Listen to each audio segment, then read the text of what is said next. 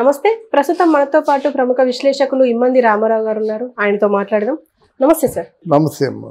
Sir, ఇప్పుడు రేవంత్ రెడ్డి గురించి hot topic ఏంటి అంటే, ఇప్పుడు రిజల్ట్స్ తర్వాత ఆయన పదవికి రాజీనామా చేసి వేరే పార్టీలోకి వెళ్తున్నారు అని చెప్పేసి చాలా మంది, ఈవెన్ వారి ప్రత్యర్థులు కూడా మాట్లాడుకుంటున్న విషయం ఇది. సో ఏ పార్టీకి వెళ్ళే అవకాశం ఉందంటారు? ఒకవేళ రాజీనామా చేస్తే ఎవరు సీఎం అవుతారు కాంగ్రెస్ లో? రేవంత్ రెడ్డి పార్టీ మార్చినట్టయితే ఇక్కడ ఉన్న పార్టీలు 3 పార్టీలు. బీఆర్ఎస్ అంటే భారతీయ జనతా పార్టీ, తర్వాత కాంగ్రెస్ పార్టీ. ఇప్పుడు టీఆర్ఎస్ లోకి వెళ్ళలేడు, ఎందుకంటే వాళ్ళ మధ్య భరించరాని మాటలు ఒకరినొకరు అనేసుకున్నారు, తిట్టేసుకున్నారు, కొట్టుకున్నంత పని చేశారు. వాళ్ళ జీవితంలో ఎవరు కూడా అంత తీవ్రంగా వాదులాట ఆడుకోలేదు కనుక బీఆర్ఎస్లోకి వెళ్ళే అవకాశమే లేదు. తెలుగుదేశంలో మళ్ళీ చేరుదామా అనుకున్నట్టయితే తెలుగుదేశం పార్టీకి ఇక్కడ అంత సీన్ లేదు. అర్థమైందా? మరి ఎవరున్నారు? బీజేపీ ఉంది. బీజేపీ ఎంతకాలం ఉంటుంది? చాలా కాలం ఉంటుంది. కాంగ్రెస్కి ప్రత్యర్థిగా వాళ్ళు చాలా కాలం మాట. ఎందుకంటే 2 సీట్ల నుంచి 353 సీట్లు తెచ్చుకున్న వాళ్ళు ఎంత వాళ్ళు కృషి చేశారో, ఎంత సాధన చేశారో తెలుసుకోవచ్చు. కొంతకాలం ఉండేది అంటే ఈ లైఫ్ టైం ఉండే అవకాశం ఉంది. ఈయన రాజకీయాల్లో ఎంతకాలం ఉంటాడు? మహా కష్టమైతే ఒక 20 ఇయర్స్ ఉంటాడు. అంటే మంచి షంషేర్గా మంచి గ్లామర్తో దిగిపోవాలంటే ఒక 20 ఇయర్స్ వేసుకోండి, బాగుంటుంది. అంటే నెక్స్ట్ జాయిన్ అవ్వాల్సింది బీజేపీ. పోనీ కాంగ్రెస్ పార్టీలో కొనసాగుదాం అంటే ఒకసారి సీఎంగా పీఠం ఎక్కిన తర్వాత ఆ పార్టీలో అంతకంటే తక్కువ స్థాయిలో ఉండలేడు. చూసారా ఎన్ని బాధలు ఉన్నాయో. కాంగ్రెస్ పార్టీకి అంతకుముందు కొన్ని కష్టాలు ఉండేవి. ఆ కష్టాలు ఏమిటంటే మాట్లాడితే చీటికి మాటికి అక్కడికి అధిష్టానం పిలవడం, ఢిల్లీ వెళ్ళిపోవడం, నేను చేయబోతున్నాను, ఆఫీస్ చేంజ్ చేస్తున్నాను చెప్పాలి. అక్కడ ఆఫీస్ చేంజ్ చేస్తున్నావు అని, లేదా బ్యారేజీ కట్టబోతున్నాను, మనకి ఎంత కాంట్రాక్ట్ వస్తుంది, మనకెంత వస్తుంది, మరి ఎలా దీన్ని షేరింగ్ చేస్తావు, అందరూ ఉభయతారకంగా ఉండాలంటే ఏం చేస్తావు అని అడిగే స్వభావం అందరికీ ఉంటుంది. వాళ్ళు అడుగుతారు. ఒక్క పార్టీ అడగడం కాదు.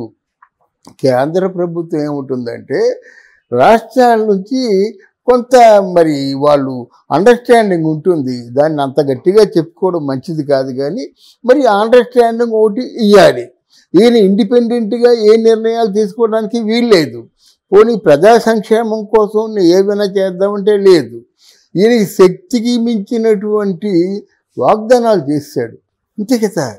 అసలు యాక్చువల్గా రాష్ట్ర ప్రభుత్వం 1 సంవత్సరం బడ్జెట్ అంతా వాగ్దానాలకే పోద్ది.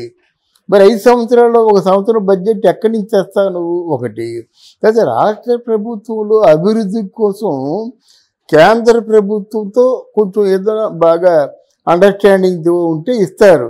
అసలు యాక్చువల్గా ఈ మధ్యకాలంలో కేంద్ర ప్రభుత్వం డబ్బు అంత ఏ రాష్ట్రానికి కూడా ఇవ్వటం లేదు. ఒక తెలుగు రాష్ట్రమే తప్పు చేసిందంటే తెలుగు రాష్ట్రానికి అంటే అక్కడ వైఎస్ఆర్సీపీకి వాళ్ళకి ఏదో అండర్స్టాండింగ్ ఉందని అనుకోవచ్చు. ఇక్కడ మరి తెలంగాణకు కూడా ఇవ్వలేదు కదా నిధులు. ఇటువంటి పరిస్థితుల్లో చేసిన వాగ్దానాలే నెరవేర్చుకుంటాడా? లేకపోతే అధిష్టానం తాలూకు కోరికలు ఎప్పటికప్పుడు తీరుస్తూ ఉండాలి.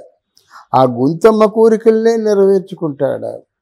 తర్వాత ఈయన దరిద్రం ఈయనే కాదు, కాంగ్రెస్ పార్టీలో ఎవరున్నా సరే తెలంగాణలో వాళ్ళు మనలేరమ్మా. ఇలా కాలు పట్టుకొని బట్టి విక్రమార్క లాగుతాడు.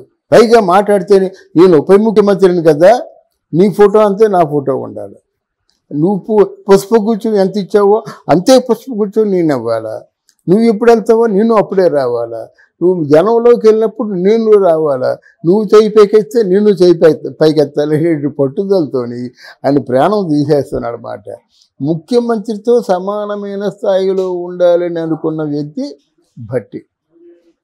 కోమటిరెడ్డి వెంకటరెడ్డి, నువ్వెవడవురా, నువ్వెంత మా కళ్ళ ముందు బచ్చా, నువ్వు జాగ్రత్తగా మరి అందరినీ జాగ్రత్తగా కంట్రోల్ చేసుకొని ఏదో చెప్తుంటాడు. ఇప్పుడు అంటే కంట్రోల్ చేసుకుంటే అర్థం ఏంటంటే, రే బాబు నువ్వు ఒక్కడవే మెక్కేయడం కాదు, మాకు సమస్థాయిలో పంచితే కానీ అసలు నీకు నిలబడలేవు, నువ్వు ఏమనుకుంటున్నా రాజకీయ జీవితం ముందు నువ్వెంత అనేవాడు ఆయన. అర్థమైందా? మూడో వాడు ఉత్తమ్ కుమార్ రెడ్డి, ఒరే క్షణం చిన్న చిన్న చిన్న ఎడ్జ్లో నాకు సీఎం రావడం మానేసింది, కానీ నేను రాజీవ్ గాంధీ ఫ్రెండ్ అండి. నేను అసలు ఇన్నాళ్ళు కాంగ్రెస్ పార్టీకి నేను అధ్యక్షుడిగా ఉన్నానంటే నన్ను కాదని నిన్ను చేశారంటే నేను ఎంత త్యాగం చేసి ఉండాలా ఆలోచించుకో. ఇలా ఆలోచించుకోమని చెప్పేవాడు 10 మంది దాకా ఉన్నారు. ఆ 10 మందిని ఏమనకుండా ఇతను ఉండలేడు. ఎందుకంటే ఆ 10 మందిని అలాగ కంట్రోల్ చేసుకుంటూ ఉండాలి. ఒకానొక స్థితి వచ్చినట్టయితే కొంచెం ఆత్మస్థైర్యం ముందు సన్నగిలుతుంది. అంత ముందు ఉన్నంత గుండె ధైర్యం ఉండదు. రెండోది ఏంటంటే అక్కడ చెప్పాలా, ఇక్కడ చెప్పాలి. తర్వాత ఇప్పుడు బిగినింగ్లో కొంతమందిని మినిస్టర్లుగా పెట్టారు. మిగతా వాళ్ళు ఏమంటారు, ఏమయ్యా ఏదో మామూలుగా ఓ చిన్న మినీ బస్సు మంత్రివర్గాన్ని ఏర్పాటు చేసేబెట్టి, మాకు అలా కాదు, అప్పుడు టూరిస్టులు బస్సులు ఒక 50-60 సీట్లు ఉండేవి, అంతమంది మంత్రులు చేయకపోతే మేమెందుకు ఎంతకాలం కాంగ్రెస్ పార్టీలో కష్టపడతాము, కష్టపడినా సరే రాని కాంగ్రెస్ పార్టీని ఎందుకు రప్పిస్తాం, వాళ్ళే రప్పించినట్టు. ఇన్ని గొడవలు ఉన్నాయంటే ఇంకా ఆయనకి ఎదురుగా ఉన్న వ్యక్తి ఎవరు, కేసీఆర్, రాజకీయ చతురుడు, జంతర్ మంతర్ మాయాజాలం తెలిసినవాడు, కూతురు అరెస్ట్ అయిపోయి ఎంతకాలం అయినప్పటికి కూడా ఈషన్ మాత్రం స్పందించకుండా ఉన్నటువంటి వ్యక్తి మరో మార్గం గుండా కూతుర్ని తీసుకురావడం కోసం ప్రయత్నం చేస్తాడే కానీ ఎవరికి లొంగడు.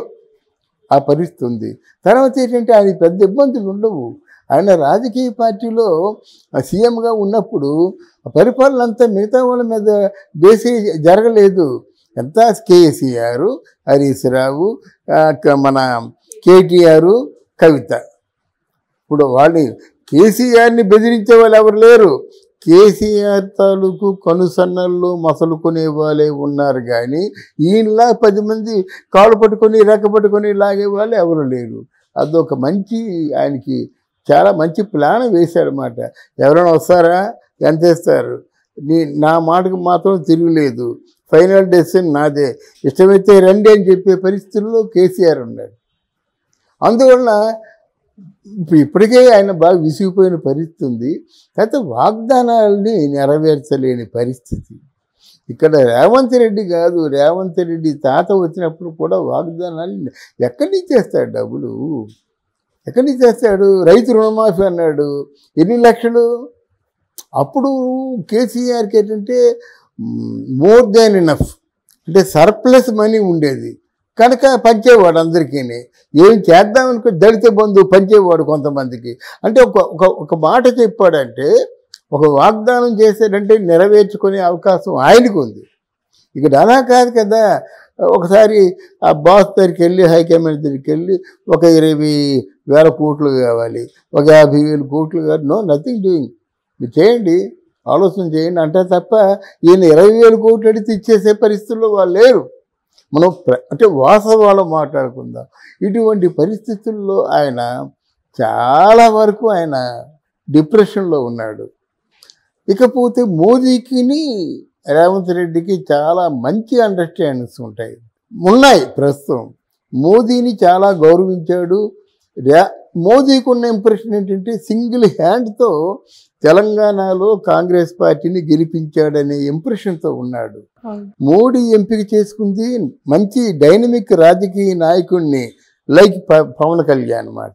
అందువల్ల మోడీకి ఒక ఇంప్రెషన్ ఉంది. ఎప్పుడు జాయిన్ అయినా ఎంపీగా ఇక్కడ నెగ్గుతాడు, అక్కడ కేంద్ర మంత్రి అయిపోతాడు, ప్రశాంతంగా ఢిల్లీ వెళ్ళిపోయి కూర్చుంటాడు. అది ఆయన ఆలోచన. తప్పకుండా మాత్రం రేవంత్ రెడ్డి అది అంటే ఇప్పుడు అది ఎర్లియెస్ట్ పాసిబుల్, అంటే వీలున్నంత తొందరలో ఆయన వీళ్ళ నుంచి డీవియేట్ అయ్యే అవకాశం ఉంది.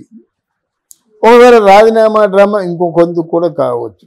నాకు వద్దు, నేను రాజీనామా చేస్తానంటే ఆ విధంగా కూడా మెల్ట్ అయ్యే అవకాశాలు ఉన్నాయి. బట్ నిజం నిలకడమే తెలుస్తుంది.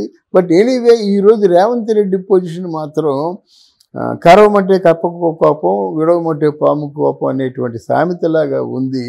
డెఫినెట్గా దీనికి హరీష్ రావు లాంటి రాజకీయ మంచి చతురుడు ఆయన కూడాను. అని ఏ ధైర్యం చూసుకొని నువ్వు ఈ రైతు బంధు అమలు చేసినట్టయితే నేను రిజైన్ చేస్తా, చెయ్యిపోతే నువ్వు రిజైన్ చేయని చావు బ్రతుకుల సమస్యని ఆయన ముందు పెట్టాడు. ఇప్పుడు ఏం చేస్తాడు? ముందు వెళ్తా గొయ్యి, వెనక్కి వెళ్తా నువ్వు. అందువల్ల ఈ తాలూకు వార్త 100కి 100 నిజమే జరుగుతుంది. అది ఈ సంవత్సరం కావచ్చు, నెక్స్ట్ ఇయర్ కావచ్చు. కానీ రేవంత్ రెడ్డి కాంగ్రెస్ పార్టీలో ఇమడలేక బయటికి వెళ్ళిపోయేది మాత్రం తప్పకుండా జరిగి తీరుతుందని మన భావన. Okay sir, thank you. Thank you.